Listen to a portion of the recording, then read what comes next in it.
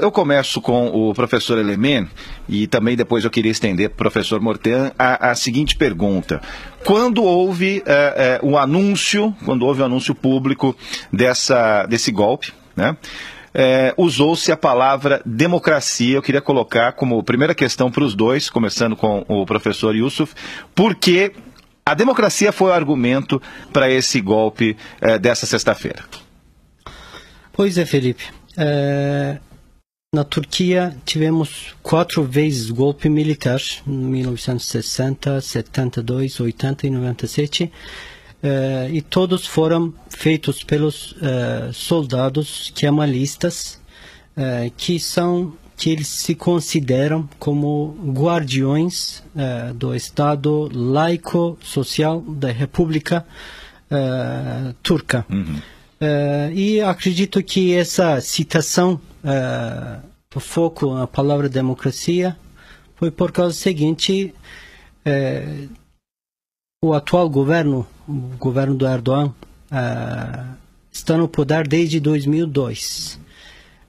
E há uma grande preocupação e vários fatos que desde 2002 até hoje, está diminuindo os valores democráticos na Turquia. Laicismo da Turquia está cada vez ficando mais fraco, quase está acabando. Então acredito que o ênfase na palavra de democracia foi um reflexo para esses fatos atuais que estão tendo na Turquia hoje. Professor Mortean. Olha, pegando o gancho aqui que o professor Yusuf falou, tendo as Forças Armadas turcas como avalistas do Estado, né, nós podemos dizer que, então, o Estado, sem as Forças Armadas, institucionalmente, ele não existe. Pegamos aí uma trajetória para encurtar, né, da recente história da formação da República Turca, né, houve muito traumatismo, porque muita parte minoritária da sociedade turca foi deixada de fora. Né, como bem ressaltou aqui o professor, o kemalismo, ou seja, toda essa vertente política baseada, suportada, né, apoiada pelos militares, faz com que enxerga, né, tende a enxergar o país e a sociedade como se fossem todos étnico e linguisticamente turcos e muçulmanos seculares, né? Dada essa disformia, né, dentro da própria gênese política turca, o que não se vê de fato, né, é democracia na Turquia. Lembrando que democracia não é tão somente, né, o direito ao voto, né, que os turcos gozam desse direito desde 1923, quando a República foi fundada por Kemal Atatürk. Né? Então, de onde vem o nome do movimento, né? Exato. Então, assim, o que se vê hoje na Turquia é assim, uma grande parte da sociedade não representada tentando se representar, né? Ao mesmo tempo, você tem um governo, que é o do Erdogan, democraticamente eleito, de fato, né? Com eleições livres e foram justas, e um establishment político, né? Dada esse avalismo militar, que vai contra tudo isso. Eu posso dizer que o islamismo galopante do governo do Erdogan, né, ele é tão temido quanto a participação e inclusão de minorias turcas no debate da construção da democracia do país, como direitos aos curdos, ampliação do direito às mulheres, aos homossexuais, enfim, todos os grupos representativos sociais da Turquia que são abafados tanto pelo islamismo, por movimentos islamitas, quanto para os militares, esses ficam no limbo. Então, assim, clamar também que essa tentativa de golpe foi em prol da democracia, acho que nós precisamos um pouco de tempo para essa análise, né? Porque o que se viu justamente nesse governo longínquo, né? Longevíneo do Erdogan, é que essas minorias também não foram representadas. E, ao contrário, as relações com as Forças Armadas se deterioraram muito. Há aproximadamente 2 anos, houve uma condenação aí de um grupo de 40 generais na Turquia, numa tentativa de golpe aí que houve aí, prévia, né? E que não se concretizou também. Então assim, a democracia, ela vai, se a maioria de um país, né, da população de um país elege tal governante que não inclui, né, outros grupos representativos sociais, civis, e também não vai de encontro aos interesses militares que, como o professor Yusuf falou, são os guardiões dos ideais da República Turca, né? É porque nós temos aí uma sociedade bem fragilmente amarrada. O que fez com que o exército acabasse, parte do exército, parte das Forças Armadas acabasse indo para a rua nessa sexta-feira? Pois é, Jorge, tem várias narrativas. Um deles é uma facção kemalista no exército insatisfeito com a atual situação das políticas, crescentes políticas, autoritárias políticas e futuros planos do Erdogan. E outra narrativa, isso não foi citado muito, mas Erdogan mesmo deu umas dicas sobre isso. No mês de agosto, todo ano, na Turquia, há promoções e novos cargos dos generais. Alguns são promovidos, outros são afastados, etc. Erdogan, no final das tentativas do golpe, quando ele fez declaração no aeroporto, ele disse que isso foi uma oportunidade, foi uma bênção de Deus para que ele possa fazer uma limpeza total no exército. Um grupo de soldados que talvez sabiam que iam ser afastados, poderiam ter organizado, levado eles para pegar armas, um grupo minoria. E também tem outra narrativa que ele acusa um grupo civil, uma organização civil, o movimento Hizmet, liderado pelo Fethullah Gülen, hoje reside nos Estados Unidos, está por trás desse golpe, tentativa de golpe. Desde 2013 ele está acusando de qualquer atividades que vem acontecendo na Turquia, culpado é o movimento Hizmet. Então pode ser um fato, uma teoria para ele de novo desabafar ou ganhar benefício, fazer uma limpeza os que opõem a ele. Então isso também pode uma das narrativas por eles. E outra narrativa é uma bandeira falsa. Foi orquestrado uma tentativa de golpe para, de uma forma, tirar benefício e mostrar isso foi praticado por um grupo, para que ele realiza os projetos. Ele queria mudar a Constituição para sistema presidencialista e exército uma grande contrapeso era diante desses planos dele. Era quase a única instituição na Turquia que conseguia manter essa imunidade das políticas do Erdogan. O professor Yusuf falava antes do nosso intervalo, no nosso primeiro bloco, sobre as consequências, as motivações, o que teria levado esse grupo de militares a pegarem armas e fechar 2 pontes, Istambul, Ankara, e fazer essa tentativa de golpe, que é a quarta, aliás, a quinta, contando com as 4 anteriores, nos últimos, podemos arredondar, 50 anos. Agora eu queria saber a posição do professor Jorge a respeito do que ele lê, do que ele interpreta a respeito do que pode ter levado esses militares a pegarem armas. Então, Felipe, eu concordo com o professor Yusuf na sua primeira menção sobre, entre as possibilidades, e eu acho que somente essa, dada a gravidade que foi, né, em poucas horas, essa tentativa de golpe, com centenas de mortes, milhares de pessoas, né, civis e militares presos e juízes destituídos, eu ainda creio que isso foi uma tentativa, né, um ataque preventivo, digamos, né, uma rebeldia preventiva de alguns militares kemalistas que saberiam sim que sofreriam alguma retaliação do governo do Erdogan e resolveram se rebelar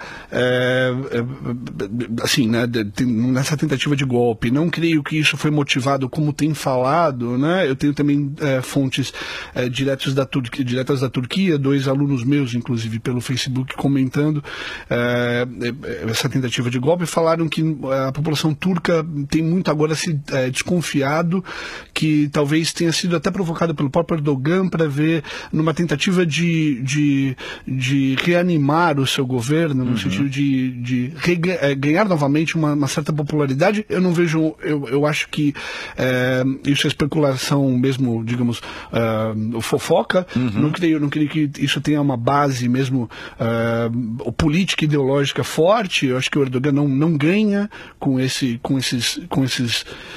ações, o que aconteceu, essa tentativa de golpe. Ao contrário, eu acho que a imagem dele sai desgastada, e muito menos o político, né, o Gulen, que está em alto exílio nos Estados Unidos. Também tem uma parte da mídia internacional falando que seriam grupos ligados a ele, de militares, né, grupos de militares ligados a ele, que é a grande oposição declarada ao Erdogan, né, que teria provocado essa tentativa de golpe. Também não vejo por onde há ganho político aí. Eu pergunto, começando com o professor Yusuf, não teriam medido esses militares as consequências mais nefastas, que seria a morte de 265 pessoas, enfim, não teriam, até para explicar para o ouvinte que não é tão conectado assim com os termos políticos e militares, não teria caído a ficha de que eles teriam uma força limitada para fazer esse golpe?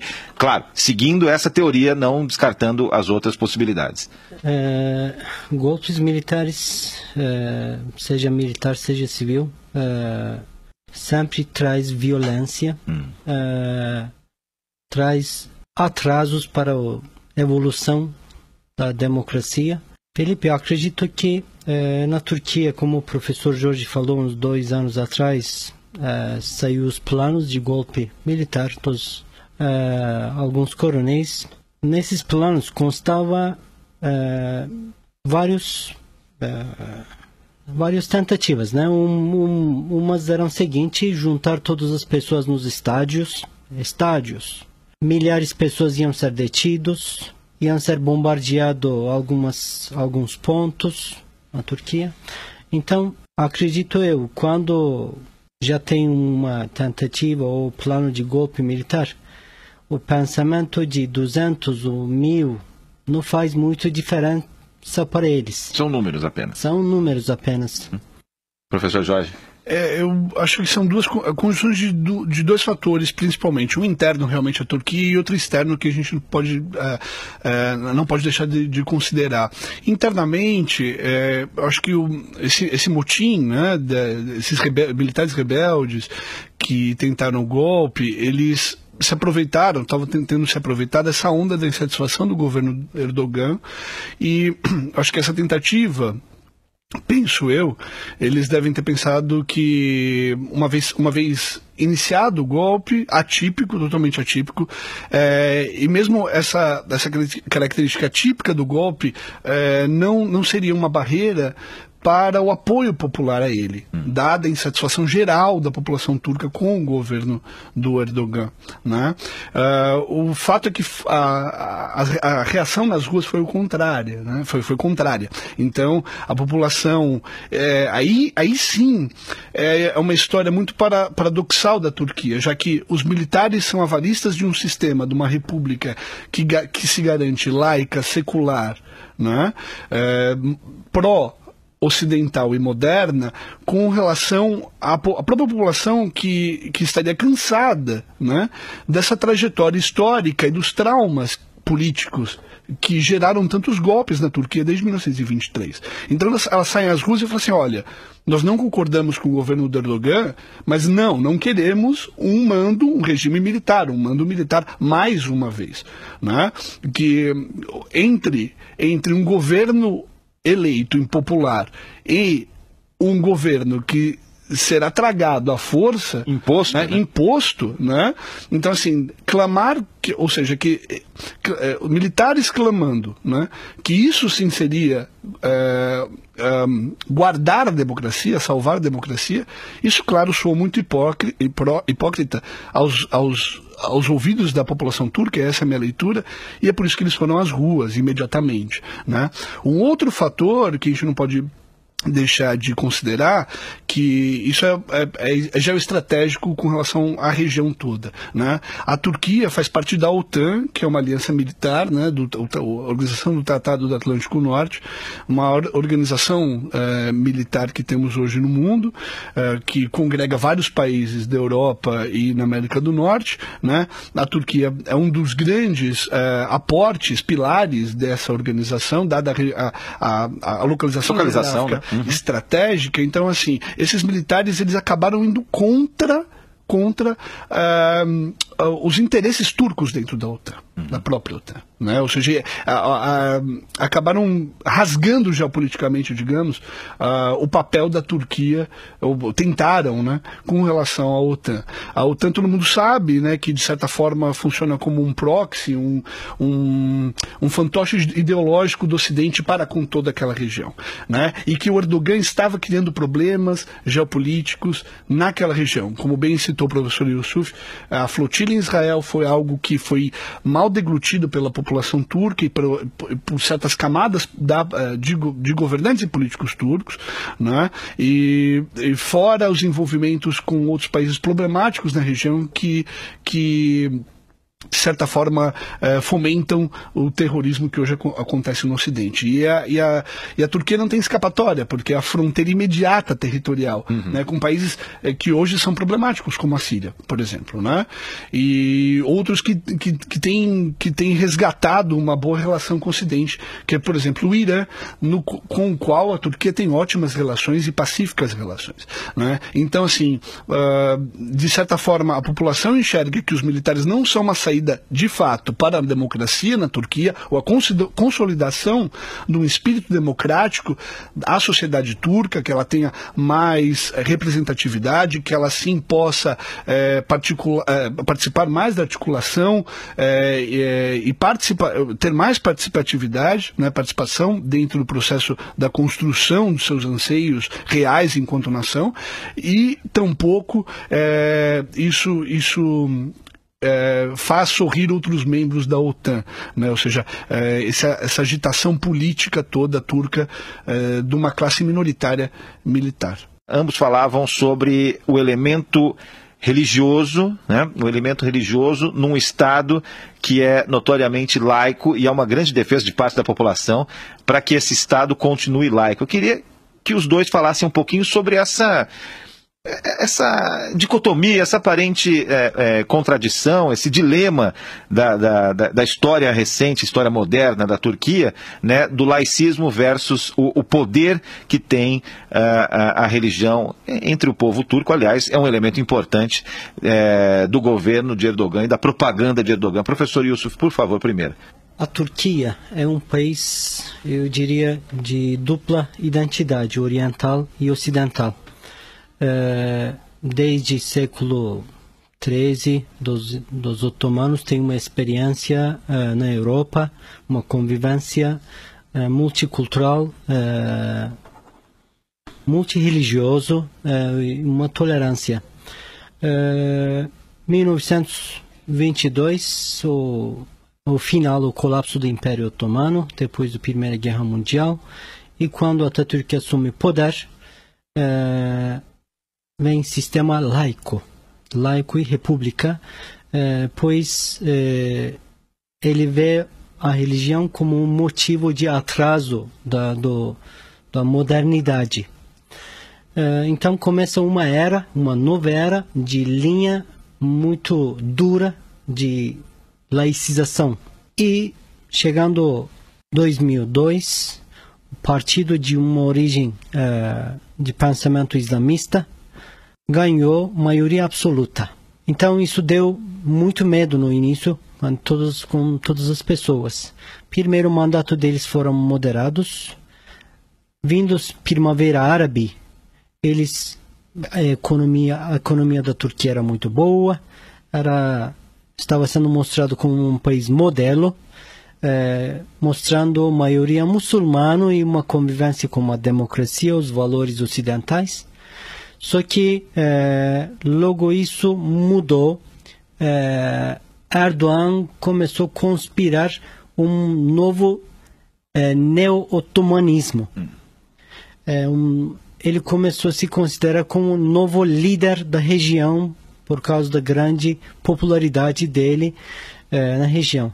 Então isso fez com que ele cada vez se afaste das promessas iniciais dele, que seria um Islã mais moderado, mais com diálogo com o Ocidente. Ele cada vez radicalizou e cada vez utilizou a religião como um instrumento, e essa instrumentalização junto com ele trouxe várias políticas implementadas nas escolas: liberdade de uso de véu, colocar aulas de religião, aulas de Alcorão ou otomano no currículo das escolas públicas. Então, isso começou a gerar um receio. Domínio dele na mídia hoje é quase 95%. Qualquer crítica é considerado um insulto ao presidente. Hoje a Turquia é o quarto maior país que os jornalistas são detidos. Sim. Então qualquer crítica é considerado como traição, quem fez traidor, ou golpista, ou terrorista.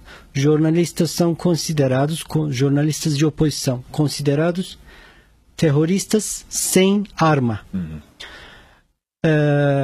Concluindo, de 2002 a 2016, essa liberdade de religião sendo positivamente aumentou, essa liberdade de prática, só que no mesmo tempo aumentou a utilização pelos políticos ou instrumento religioso. Inclusive, nessa tentativa de golpe, as mesquitas convocaram o povo nas ruas. Sim. Então, isso realmente deixa incomodado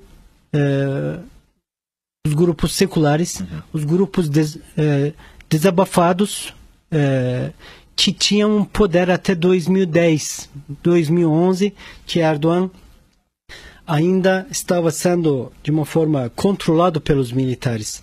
Os militares, como o professor Jorge falou, uns 2 anos atrás houve um processo, vários militares de alta patente foram presos. Desde então, a tutela militar mudou para tutela do Erdogan. Do Erdogan. Tutela civil. Tutela civil do Estado. Do Estado. Então, isso é uma grande preocupação de aumento, de utilização da religião como um instrumento. Vários líderes, inclusive eruditos, estão falando que esvaziou os valores da religião. Ele faz corrupção, faz tal coisa, numa outra hora ergue ao Corão, fala que a gente defende isso. E tem a população na mão. É isso mesmo. Professor Jorge, com relação a essa virada rápida, o senhor acha, o que vem por aí? Acho que poderemos terminar essa conversa perguntando exatamente isso, né? Se o senhor concorda com essa análise do professor Yusuf e o que o senhor vê pela frente? Exatamente, eu concordo com o Yusuf. Eu vou além, perguntando por que o partido do Erdogan, que que é religioso, né, islamita, foi eleito e reeleito com a maioria dos votos. Né? Ou seja, qual é a má formação dentro do processo mesmo social, socio-nacional da Turquia, né? Da identidade nacional turca. Né? A sociedade está realmente representada. Então, assim, o kemalismo, que é o ideário militar, né, para com a população turca, ou seja, manter uma república que ela seja secular, laica, ela agrada a qual porcentagem da população que deglute esse fato, sabendo que é algo imposto, né? Eu morei 3 anos no Irã, né, e viajei à Turquia em 3 ocasiões, em diversos tempos, né? E morei lá de 2009 a 2012, isso. E é engraçado o fato de que nada imposto, né, é aceito pela população. Quando a sociedade sente que o governo está tentando impor alguma coisa, né, é automaticamente rechaçado. Então eu via as mesquitas... O que é saudável, né? O que é super saudável. Saudável. Então, assim, o processo democrático que não existe de fato no Irã, porque é uma teocracia, é um regime fechado, religioso, né, faz com que as mesquitas em Teherã estejam às moscas o dia inteiro. Todo dia. Enquanto você vai para Ankara ou para Istambul, que é um país que é laicizado, ou seja, secularizado à força, as mesquitas, além de estarem cheias 5 vezes ao dia, convocam o povo à rua defender um governo. Né? Porque esse governo islamita ele foi democraticamente eleito pela maioria. Então, assim, primeiro passo que o povo turco tem que pensar, o que é democracia para a Turquia? Se é só um governo que é eleito pela maioria dos votos, é um governo que governa, né, que está ali, administra o país de forma a fazer todos os absurdos em nome da religião, como bem diz o professor Yusuf. O Erdogan depois levanta o Alcorão e fala que está tudo certo porque é em nome de Deus, né? Ou é um governo que ele tem que ser laico, tragado laico, secular, graças às forças militares, que não vão permitir eleições, ou que, enfim, podem estender um golpe a um regime. Né? E colocar ainda mais em xeque a questão da construção democrática na Turquia.